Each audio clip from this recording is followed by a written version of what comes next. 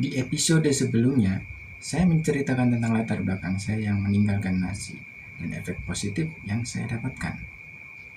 Pada episode kali ini saya akan membahas singkat tentang makanan apa saja yang saya makan selama ini untuk menjaga lonjakan gula darah saya.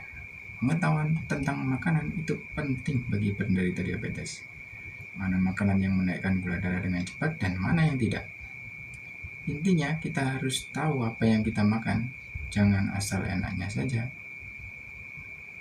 Bagaimana cara teman-teman penyandang diabetes bisa makan enak tapi gula darahnya terkontrol? Yang pertama, kita harus tahu adalah indeks glikemik. Akan saya singkat menjadi IG. Setiap makanan punya nilai satuan IG, yaitu seberapa cepat makanan tersebut menjadi gula ketika kita makan. Kalau IG-nya rendah, maka proses menjadi gula di dalam darah memerlukan waktu yang lama. Gula pasir itu IG-nya 100, maka kalau kita makan gula tidak sampai 15 menit sudah sampai darah. Maka hindarilah makanan yang IG-nya tinggi. Saya mengacu ke sumber dari American Diabetes Association. Indeks glikemik dibagi menjadi 3 tingkatan, yaitu tinggi, sedang, dan rendah. Yang rendah itu adalah kurang dari 55, yang sedang itu 56 sampai 69, dan yang tinggi itu lebih dari 70. Jadi pilihlah makanan-makanan yang IG-nya kurang dari 55. Misalnya apa? Misalnya itu adalah gandum. Gandum juga ada banyak macamnya, ada instant oat, ada yang biasanya kemasannya berwarna merah itu, ada quick cook oat yang biasanya warnanya juga kemasannya biru, ada roll oat, dan ada steel cut oat. Yang bagus yang mana? Saya akan bahas di episode lain yang membahas tentang oat atau gandum ini. Dan daftar-daftar makanan lain dengan nilai IG-nya bisa Anda browsing sendiri ya. Selain ada yang namanya indeks glikemik, ada juga yang namanya glycemic load atau GL. Glycemic load atau beban glikemik ini adalah seberapa banyak kandungan gula dalam makanan tersebut. Artinya semakin banyak yang kita makan, maka beban glikemik yang diterima tubuh itu akan semakin tinggi. Berarti semakin tinggi pula resikonya untuk meningkatkan kadar gula darah setelah kita makan. Glycemic load juga dibagi menjadi 3 tingkatan. Tingkatan tinggi, sedang, dan rendah. Yang rendah adalah 10 ke bawah, yang sedang itu antara 11 sampai 19, dan yang tinggi adalah 20 lebih. Cara untuk menghitung glycemic load adalah dengan cara mengalihkan jumlah karbohidrat dengan indeks glikemik makanan tersebut, terus dibagi 100. Misal saya punya wortel nih, mempunyai indeks glikemik 49, dan di dalam 100 gram wortel mengandung 10 gram karbohidrat. Maka beban glikemik yang dimiliki wortel ada 10 dikali 49 dibagi 100, sehingga hasilnya 4,9. Maka 4,9 ini apabila kita makan 100 gram wortel, makanan ini masuk kategori beban glikemik yang rendah. Saya juga akan membahas hubungan dari glycemic load ini dengan perut buncit atau kegemukan di episode lain. Setelah kita mengenal IG dan GL, sekarang saya akan tunjukkan ke Anda pola makan dan apa saja yang saya makan selama ini.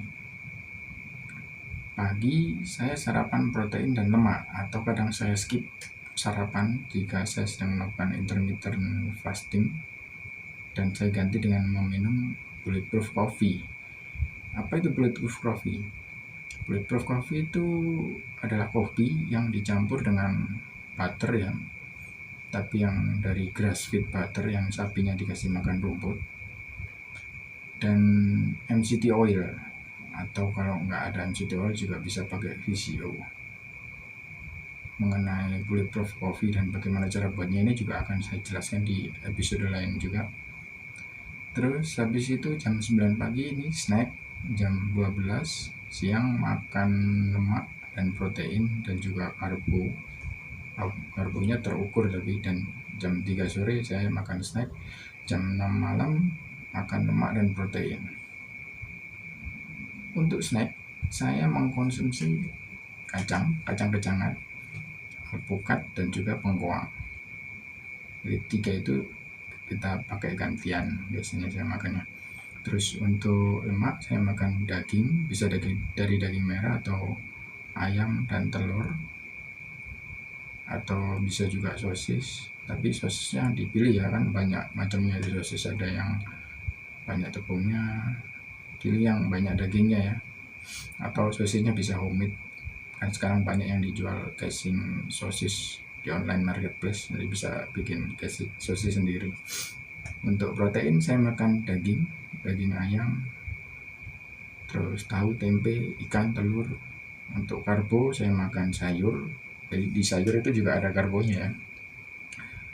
Pasta itu mau spaghetti, fettuccine, linguine, makaroni, dan lain-lain boleh, tapi porsinya terukur.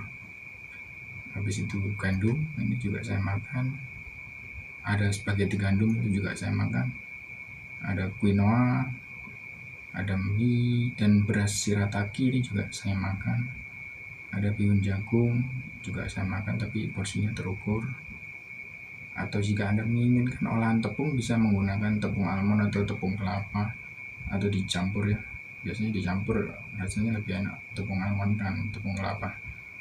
Atau tepung bebas gluten yang juga dijual di online marketplace banyak. Terus untuk bumbu gimana? Kecap manis bagaimana? Anda bisa tetap menggunakan kecap manis yang versinya yang menggunakan stevia ya, atau gula buatan. Banyak produknya, bisa dari macam-macam, ada yang dari Tropicana atau kecap bango yang light itu juga ada. Kalau gorengan bagaimana? Nah, gorengan itu kan sesuatu yang digoreng, jadi kita pelajari dulu ya, gorengannya ini gorengan yang ada tepungnya atau tidak. Kalau ada tepungnya tepung apa, kayak gitu ya. Dan digorengnya menggunakan minyak yang terbuat dari apa. Jadi kita harus pelajari, bukan cuma sekedar oh ini nggak boleh, itu nggak boleh. Minyak itu juga ada macam-macam, ada minyak bunga matahari, minyak jagung, minyak canola, dan minyak macam-macam. Kalau kita dari supermarket, di deretan minyak itu kan banyak banget ya, jadi bisa Anda pilih. Ada minyak yang memang bagus buat tubuh kita, dan ada yang tidak. Saran saya jangan gunakan minyak sawit.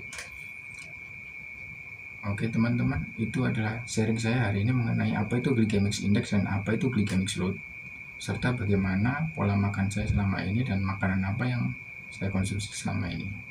Saya doakan Anda semakin sehat, rezekinya semakin lancar. Jangan lupa like, share, dan subscribe agar makin banyak orang yang mendapatkan motivasi dan manfaat. Saya Irwan, wassalamualaikum warahmatullahi wabarakatuh.